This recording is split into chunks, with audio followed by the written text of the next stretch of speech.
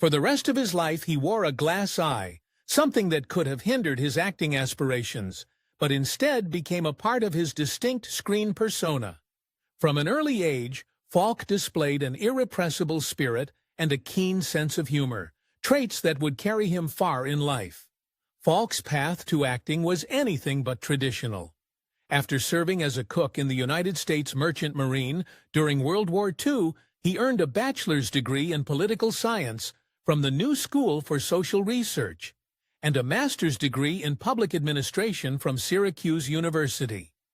He initially worked as a management analyst for the Connecticut State Budget Bureau, but his heart wasn't in bureaucracy. Encouraged by his love for the theater, he began acting in community productions and eventually left his government job to pursue acting full-time. He studied at the prestigious Actors Studio in New York, where he honed his craft alongside future legends like Marlon Brando and James Dean. Falk began his professional acting career on the stage and in television during the late 1950s and quickly earned critical acclaim. His breakthrough in film came in 1960 with Murder, Inc. Swing, in which he played the volatile gangster Abe Reles, a performance that earned him an Academy Award nomination for Best Supporting Actor. He received a second Oscar nomination a year later for his role in Pocketful of Miracles, 1961. These roles showcased Falk's intensity, charisma, and talent for portraying complex, often morally ambiguous characters. However, it was in 1968 that Peter Falk stepped into the role that would define his career, Lieutenant Columbo. The character, first introduced in a television movie and later developed into the iconic series Columbo, became a cultural phenomenon. With his rumpled raincoat, cigar, unkempt hair, and seemingly distracted demeanor, Columbo disarmed suspects and audiences alike, often appearing bumbling or absent-minded before delivering a killer question that cracked the case wide open. Falk's performance was a masterclass in subtlety and nuance. He played the character with warmth, intelligence, and a quiet tenacity that captivated viewers for decades. Falk won 4 Primetime Emmy Awards for the role and was nominated for many more, helping to elevate the police procedural genre and cementing Columbo as one of the most beloved TV series of all time. Outside of Columbo, Falk continued to enjoy a diverse and prolific career in both film and television. He brought his charm and depth to a wide range of characters in movies such as The In-Laws, 1979, a comedic cult classic in which he played an offbeat CIA agent opposite Alan Arkin, and A Woman Under the Influence, 1974, directed by his close friend John Cassavetes. Falk's collaborations with Cassavetes were particularly important in his career, allowing him to explore raw, emotionally complex characters in groundbreaking independent films. His versatility as an actor shone through in comedic, dramatic, and even fantastical roles, including his memorable turn as the grandfather narrator in The Princess Bride, 1987, where his gentle voice and twinkling eyes helped frame the film's heartwarming story. Beyond his screen work, Falk was a dedicated visual artist and an avid painter. He often turned to painting as a way to relax and express himself creatively. His artwork was exhibited in galleries and collected by fans, revealing yet another layer of his rich and introspective inner world. Falk was also known for his generosity, humility, and loyalty, qualities that endeared him to colleagues and friends throughout the industry. Peter Falk's personal life was as complex and captivating as many of the characters he portrayed on screen. He married Alice Mayo on April 17, 1960, during the early stages of his rising acting career. Their relationship began years earlier when the two met while attending Syracuse University. Alice, a bright and artistic woman with a deep appreciation for the arts, shared Peter's passion for creativity and intellectual conversation. Their bond strengthened as they pursued their respective academic and professional ambitions, and their union reflected a sense of mutual respect and shared values. After marrying, the couple moved to Los Angeles as Falk pursued increasingly prominent roles in film and television. Peter and Alice adopted 2 daughters during their marriage, Catherine and Jackie. Catherine Falk would go on to have a particularly intriguing path, becoming a licensed private investigator. Perhaps an ironic career choice, given her father's iconic portrayal of the fictional detective, Columbo. Catherine often spoke of the challenges and blessings of growing up with a famous father, describing Peter as loving and protective, albeit sometimes consumed by the demands of Hollywood. Jackie, the younger daughter, chose to live her life outside the public spotlight, maintaining a more private lifestyle. Despite Peter's growing fame in the 1960s and 1970s, he worked to remain present in his daughters' lives, although his demanding work schedule often took him away for long stretches at a time. Over the years, however, Falk's marriage to Alice began to falter under the weight of career pressures and personal differences. The couple ultimately divorced in 1976 after 16 years of marriage. The split was amicable in public terms, but the divorce marked a turning point in Falk's personal life, ushering in a more introspective and at times tumultuous chapter for the actor. Just over a year later, on December 7, 1977, Peter Falk remarried. His second wife was actress Shara Denise, a striking and talented performer who would become a significant and lasting figure in his life.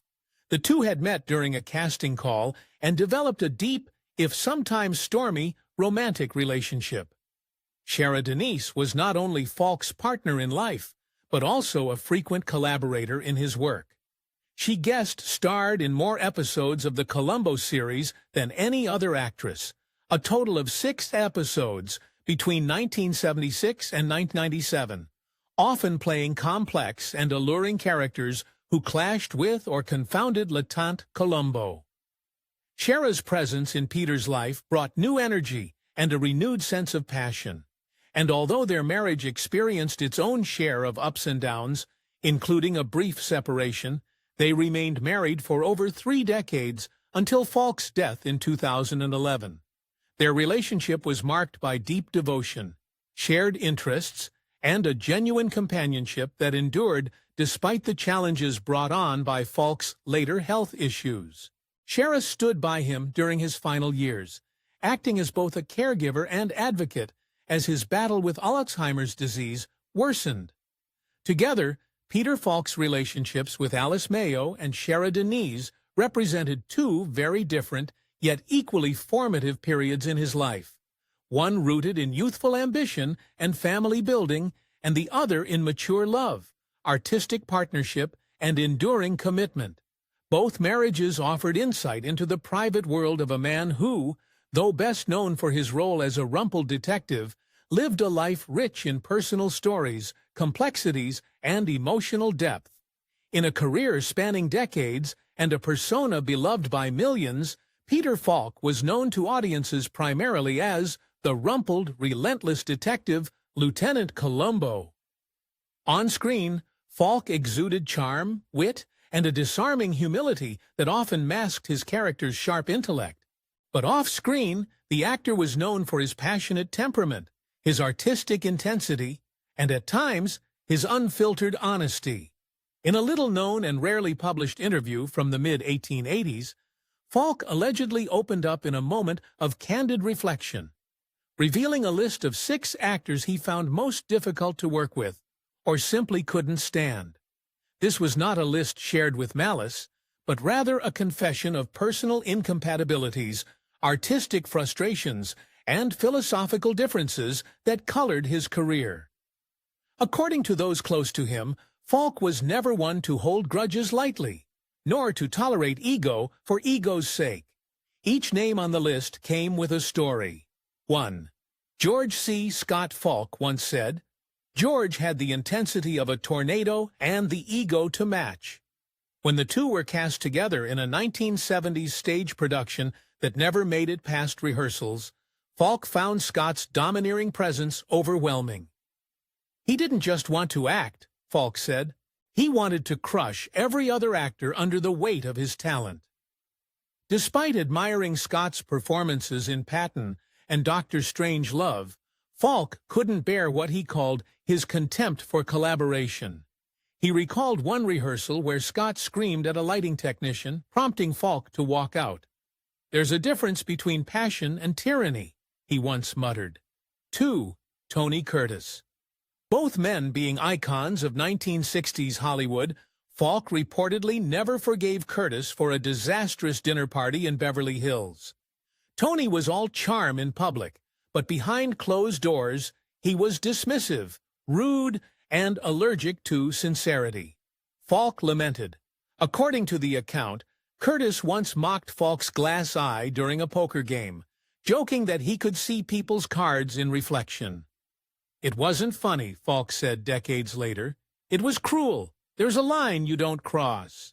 And Tony danced all over it. 3. Jerry Louis Falk's irritation with Louis stemmed more from what he perceived as arrogance than from any personal offense. Falk had been invited to appear in a Louis-directed comedy in the early 70s. He turned it down after a single script read through, claiming it reeked of self-indulgence. He once said, "Jerry thought he was Orson Welles with a rubber chicken. He forgot the part where you treat your cast like people." Although Falk respected Louis's charity work, he never respected his on-set demeanor. He played the clown, but ruled like a dictator. 4. Telly Savalas and Falk had a professional rivalry that reportedly became personal. Both actors portrayed iconic TV detectives, Savalas as Kojak, Falk as Columbo, and both were fiercely protective of their characters. Falk believed Savalas viewed Columbo as a gimmick. He once told a producer that Columbo's coat belonged in a dumpster, Falk recalled. That was personal. Rumor has it that when NBC floated a crossover episode idea in the late 70s, Falk shot it down immediately, saying, "There's no room in Columbo's world for lollipops and vanity." 5. Robert Blake. Perhaps the most volatile name on the list, Robert Blake, later infamous for his real-life legal troubles, had a brief but memorable clash with Falk. During the filming of a crime anthology series in the early 1980s, the two reportedly got into a shouting match over scene direction. Robert didn't want direction. He wanted worship, Falk said. According to one crew member, Blake challenged Falk to a fistfight behind the set trailers. Falk declined, but later said, "Some guys act tough because they're scared inside." Robert was just plain Mintus 6. Rod Steiger, Falk and Steiger had a famously disastrous encounter at a charity function in 1978. Steiger, known for his method acting and stormy personality, cornered Falk with what Falk later described as a 5-minute monologue about how Hollywood destroyed real art. Falk, never fond of self-aggrandizing rants, tried to excuse himself, only for Steiger to accuse him of being a puppet for primetime garbage. Falk never forgot it. Rod believed suffering equaled talent. I believed kindness did. That was our fork in the road. A complex legacy. Despite these reported personal tensions, Falk was never one to hold hate in his heart for long. His widow, Shara Daniz, later said in an interview, "Peter never hated anyone, but he remembered disrespect, and he remembered cruelty. That's what stayed with him." In a career marked by both brilliance and battles, Falk never allowed personal grudges to interfere with his work. But in rare moments of honesty, he let the curtain drop, revealing the man behind the raincoat. In the end, Falk's list wasn't so much about hate as it was about a desire for authenticity and respect, values he brought to every role, especially one in a shabby coat, squinting with one eye, turning back at the door to say, "Just one more thing." On the quiet evening of June 23, 2011, the world bid farewell to one of television's most beloved and distinctive actors when Peter Falk passed away at the age of 83. He died peacefully at his longtime residence on Roxbury Drive in Beverly Hills, California, a home he had shared for decades with his wife, Shara Daniz, and where he had spent the later years of his life in relative seclusion due to declining health. The home, nestled in an exclusive neighborhood known for housing many iconic figures from the golden age of Hollywood, had become both a personal retreat and a symbol of Falk's success following a prolific career in film and television. The official causes of his death were pneumonia, a common yet serious complication in elderly individuals, and complications stemming from Alzheimer's disease, a neurodegenerative condition that Falk had battled privately for several years. His illness had gradually eroded his memory and cognitive abilities, leading to a heartbreaking departure from the sharp, witty persona that had made his Columbo character a cultural icon. In the years leading up to his death, reports surfaced, suggesting that Falk no longer recognized some family members and was under full-time care, a sad contrast to the vigorous, inquisitive detective fans had adored for decades. Despite his health struggles, Peter Falk remained a cherished figure in the hearts of many. Upon his passing, tributes poured in from across the entertainment world and from fans around the globe. His daughters, Catherine and Jackie, released a heartfelt statement reflecting on the impact of their father's life, both personally and professionally. They spoke lovingly of his wisdom and humor, traits that had endeared him to countless colleagues and friends, and that had been central to his off-screen personality. They described a man who, despite his fame, remained grounded, someone who offered sage advice, shared contagious laughter, and approached life with a mix of humility and curiosity. His ability to bring warmth and depth to his roles was a reflection of the very essence of who he was as a father and as a human being. Peter Falk's final resting place is at the serene Westwood Village Memorial Park Cemetery in Los Angeles, California, a site known for being the burial ground of numerous Hollywood legends, including Marilyn Monroe, Dean Martin, Natalie Wood, and Jack Lemmon. Falk's grave lies, among other greats, a fitting location for an actor whose career left an indelible mark on American television and cinema. The cemetery, shaded by trees and tucked discreetly behind high-rises in Westwood, offers a peaceful, contemplative space for visitors to pay their respects. Fans still leave flowers and notes by his grave, many adorned with a simple image or phrase, often a trench coat and cigar, symbols eternally linked with the unforgettable Lieutenant Columbo. Falk's death marked the end of an era in American entertainment. Known for his gravelly voice, glass eye, and trademark line, "Just one more thing," he brought a unique charm and intelligence to the screen.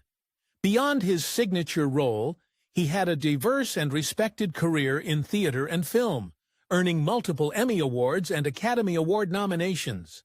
Yet perhaps more than anything, Peter Falk will be remembered for his warmth, wit, and the quiet dignity with which he faced both the triumphs and the trials of life.